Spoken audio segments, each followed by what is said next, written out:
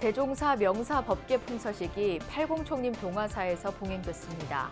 동화사 회주 의현 스님을 비롯한 82명의 비구, 비구니 스님이 종단 최고 법계를 품수했습니다.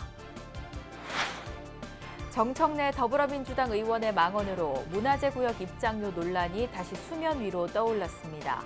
원인과 해법을 이틀간 기획 리포트로 짚어봅니다. 통도사가 역대 큰 스님들을 기리는 합동 추모 달해제를 봉행했습니다. 법주사는 가사불사 회양 점안법회를 봉행했습니다. 조계사 국화향기 나눔전이 코로나19 장기화로 지친 시민들에게 위안을 선사하고 있습니다. 현장을 담았습니다. 가을 단풍철을 맞아 산악 사고가 늘어나고 있습니다. 산행 시 안전수칙을 지키는 등 각별한 주의가 요구됩니다.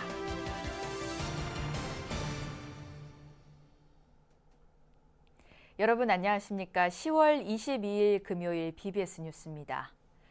조계종단의 최고 법계 대종사와 명사 법계 품서식이 팔공총림 동화사에서 봉행됐습니다. 동화사 회주 의현 스님을 비롯한 66명의 비구 스님이 대종사 법계를, 전국 비구니회 전 회장 명호 스님을 비롯한 16명의 비구니 스님이 명사 법계를 각각 품수했습니다. 대구 BBS 박명한 기자입니다. 조계종 종정예하 진제 법원 대종사가 직접 법계증과 가사를 수여합니다. 조계종의 최고 법계인 대종사와 명사 법계 품서식입니다. 25개의 띠가 들어간 25조 가사와 가사에 부착된 휘장이 최고 법계 품수자의 수행력을 상징합니다. 진제 대종사는 대종사와 명사 법계를 품수한 스님들에게 수행 가풍 진작과 중생 제도에 더욱 매진해 줄 것을 당부했습니다. 용강을 바로 세워 부처님 수행 가풍을 다시금 부양하여 영민과 자비로 고통받는 중생을 섭수하고 행하에 매진해서 강도 중사에 나서야 할 것입니다. 조계종에서 출간 스님들에게 주어지는 법계는 모두 6단계. 이 가운데 최고는 비구 스님은 대종사, 비구니 스님은 명사 법계입니다. 승납 40년 이상의 종사와 명덕 법계 스님 가운데 법계위원회 심의와 중앙종의 동의, 원로회의 의결 등을 거쳐 품서 대상을 결정합니다. 이번 품서식에서는 동화사 회주 의현 스님을 비롯한 66명의 스님이 대종사 법계를, 전국 비구니회 전 회장 명호 스님을 비롯한 16명의 스님이 명사 법계를 각각 품수했습니다. 총원장 원행 스님은 대종사와 명사 스님들에게 깨달음과 지도자의 상징인 불자와 여의를 봉정하며 존경의 예를 올렸습니다. 세상이 어렵고 힘든 시기에 정법의 당간 지주를 드높여 불조 해명이 면면히 계승될 수 있도록 후학들을 이끌어 주시기를 방청드립니다. 종단의 최고 법계를 받은 스님들은 수행에 더욱 매진하고 불법 홍포에 앞장설 것을 발언했습니다. 이 자리에 함께한 대중이 성불에 이를 때까지 물러남 없이 용맹정진할 것을 일심으로 발언하오니 제불 제조사께서는 증명하여 주시옵소서. 코로나19 상황으로 미뤄왔던 대종사와 명사 법계 품서식이 한 번에 봉행되면서 최고 법계를 받은 스님의 수가 역대 가장 많았습니다. 조계종은 이번 품서식도 코로나19 확산 방지를 가장 우선에 뒀습니다. 쌀쌀한 날씨에도 불구하고 품서식을 야외에서 진행한 데다 82명의 스님 가운데 6명의 스님에게만 대표로 법계증과 가사, 불자와 여의를 전하면서 접촉을 최소화했습니다. 조계종에서 최고의 수행력을 인정받은 스님들이 대거 탄생하면서 불교 중흥의 디딤돌이 될 것으로 기대됩니다. 팔공총림 동화사에서 BBS 뉴스 박면입니다. 영축총림 통도사가 역대 큰 스님들을 기리는 합동 추모 달해제를 봉행했습니다. 통도사 방장 성파 스님과 주지 현문 스님을 비롯해 정우 스님, 영배 스님 등 각 문도 대표 등은 경내 설법전에서 불기 2565년 축의 산중도제를 봉행했습니다. 산중도제는 청하, 구하, 월하, 벽안 스님 등 큰 스님들의 위패를 모신 가운데 헌양과 헌다 등으로 진행됐습니다.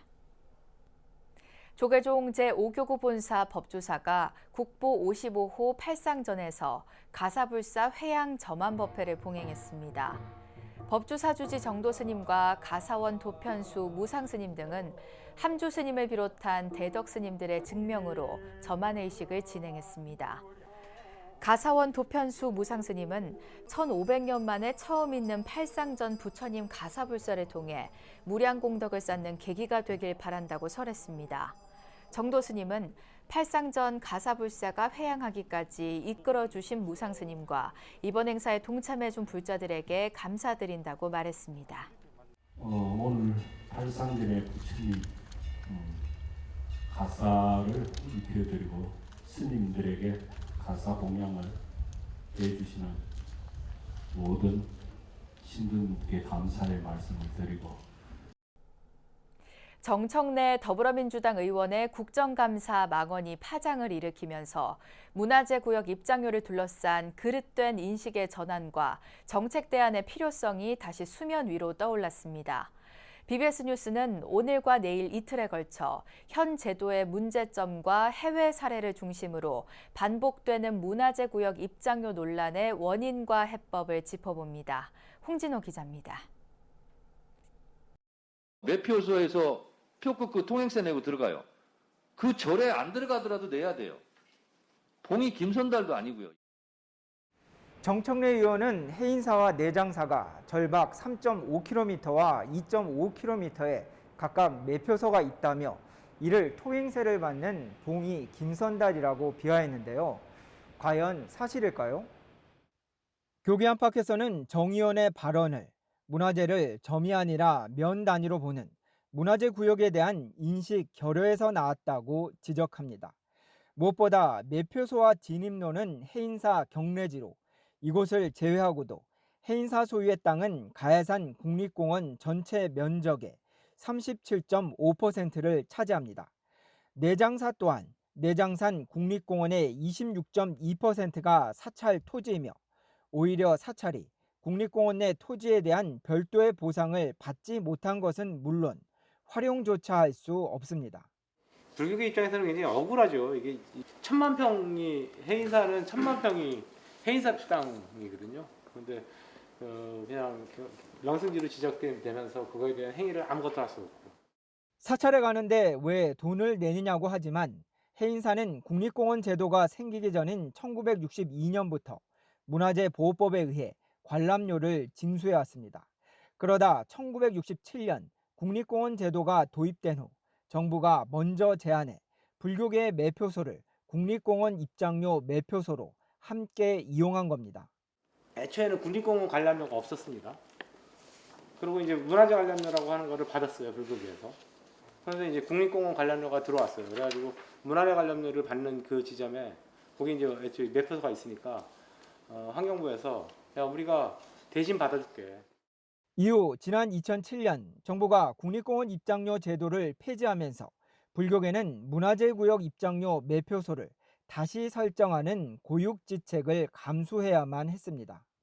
해인사도 500m를 더 위로 올려가지고 좀 문화재 구역 입장료를 받고 있는데 이런 것들을 좀 특히나 법을 개정하고 이렇게 만드는 국회의원이 그런 입장료에 대해서 제대로 이해를 못하고 육상 국립공원 전체 면적의 30%는 사유지이고 사찰 토지는 이 중 7.2%로 서울시 면적의 절반에 해당합니다. 사찰 땅에서 문화재보호법에 의거해 징수해온 입장료를 과연 봉이 김선달에 비유할 수 있을까요? 조계종 총무원에서 BBS 뉴스 홍진호입니다.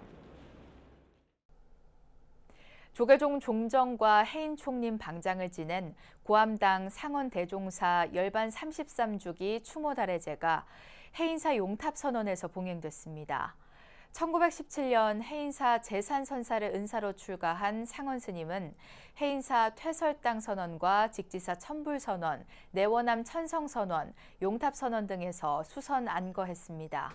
1967년 조계종 3대 종정에 추대된 스님은 4대 6대 종정에 재추대되며 종단의 기틀을 세운 뒤 1988년 세납 90세, 법납 72세를 일기로 원적에 들었습니다. 우리는 모두들은 그 스님의 유음을 받들고 그 스님의 수행의 그 경력을 생각하면서 계속 적용해 나갈 것을 약속드립니다. 달해제에는 고암 문도회 문장 대원 대종사와 문도회주 보광스님, 용탑선원장 중천스님을 비롯한 문도스님들과 전계대화상 무관스님, 해인사주지 현흥스님, 백년암 원택스님 등이 참석했습니다.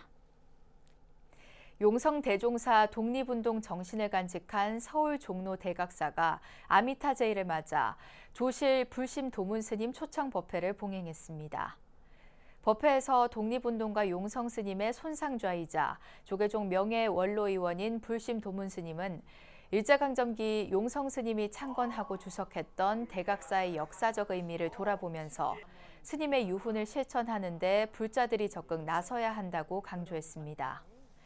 도문 스님은 특히 용성 스님 탄신 160주년이 되는 2024년까지 10,000명의 수계존자를 양성해 용성 스님 탄신지 장수 중림촌에서 한반도 800년 대운을 발언하는 법석을 열겠다는 포부를 밝혔습니다.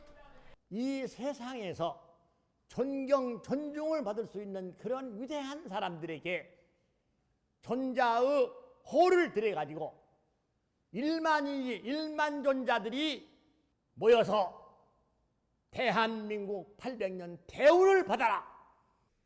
전국의 1만 명의 불자들한테 존자 존호를 줘가지고 그 1만 명의 불자들이 중심이 돼가지고 대한민국이 정신적인 문화 선진국이 될 수 있도록 그렇게 정신적으로 인도를 하시려고 하십니다.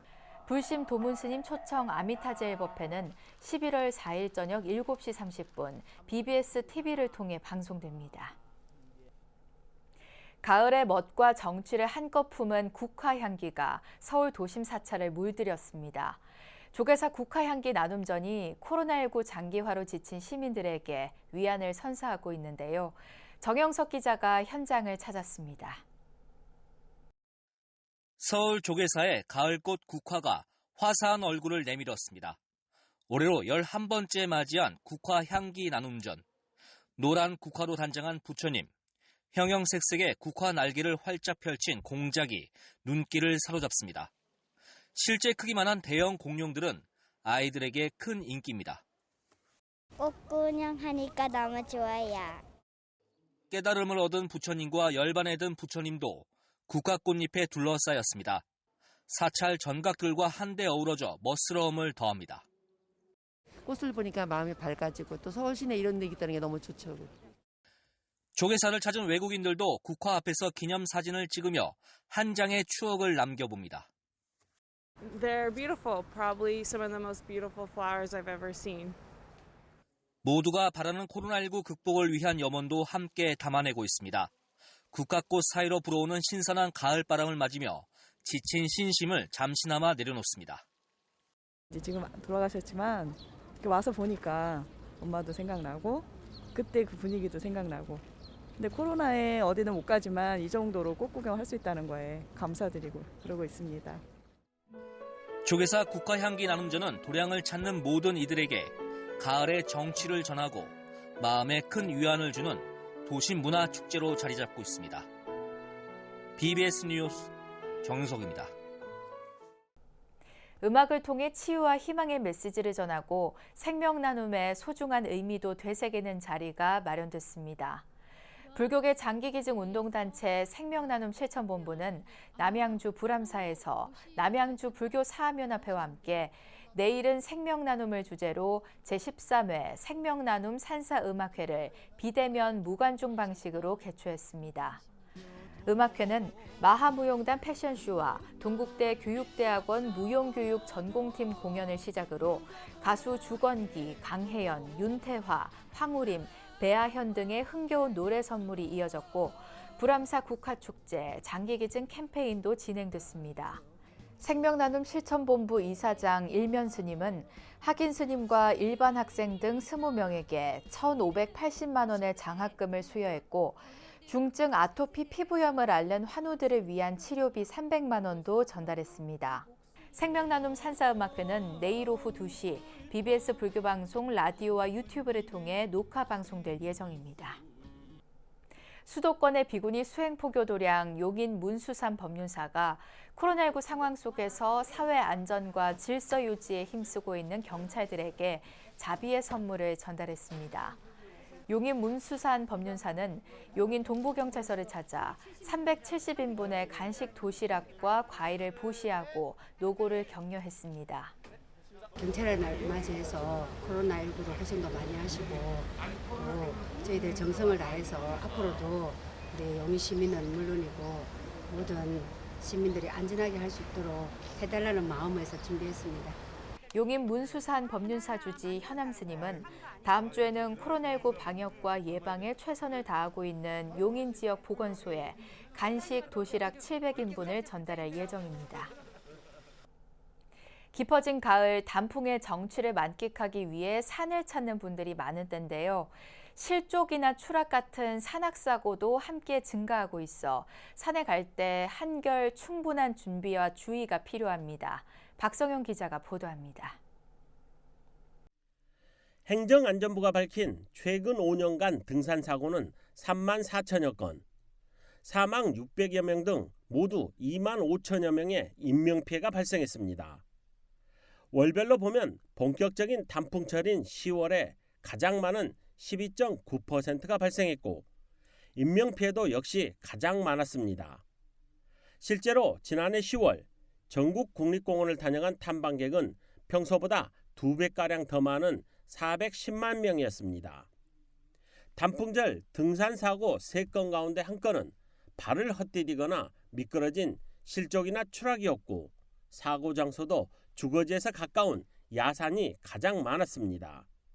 단풍이 곱게 물드는 10월 무렵 가을철이 되면 국립공원 등 산을 찾는 분들이 다른 달보다 2배가량 늘어나다 보니 실족과 추락, 조난, 음주 등으로 인한 안전사고가 많아지고 있습니다. 특히 가볍게 다녀온다는 산행이 많은 집 근처 가까운 야산에서 발생하는 사고가 가장 많고 국립공원 등이 뒤를 잇고 있습니다. 결국 가벼운 마음으로 떠난 산행이 사고로 많이 이어졌다는 뜻입니다. 계절이 바뀌는 환절기, 단풍철 산행은 준비와 주의가 중요하다는 지적입니다. 가을은 계절이 바뀌면서 낮 길이가 짧아지고 일교차가 커지는 계절입니다. 풀숲, 이슬과 서리 등으로 등산로가 평소보다 미끄러우니 등산화나 등산 지팡이 등을 갖추고 산행을 즐기셔야 합니다. 또 반드시 지정된 등산로를 이용하고 입산이 통제된 금지구역은 출입하면 안 됩니다. 낮 길이가 줄어들어 산속이 좀 빨리 어두워지기 때문에 해지기 전에 하산하셔야 합니다. 길을 잘못 들었을 때는 왔던 길로 아는 곳까지 되돌아가거나 등산로상에 다목적 위치 표지판 등을 활용한 조난신고 요령도 익혀두는 게 좋습니다. 산에서 발생한 안전사고는 구조 시간도 오래 걸리고 어려움도 많아 충분한 준비로 사고를 미리 예방하는 게 가장 중요합니다. BBS 뉴스 박성영입니다. 이상으로 10월 22일 금요일 BBS 뉴스를 마칩니다. 시청해주신 여러분 고맙습니다.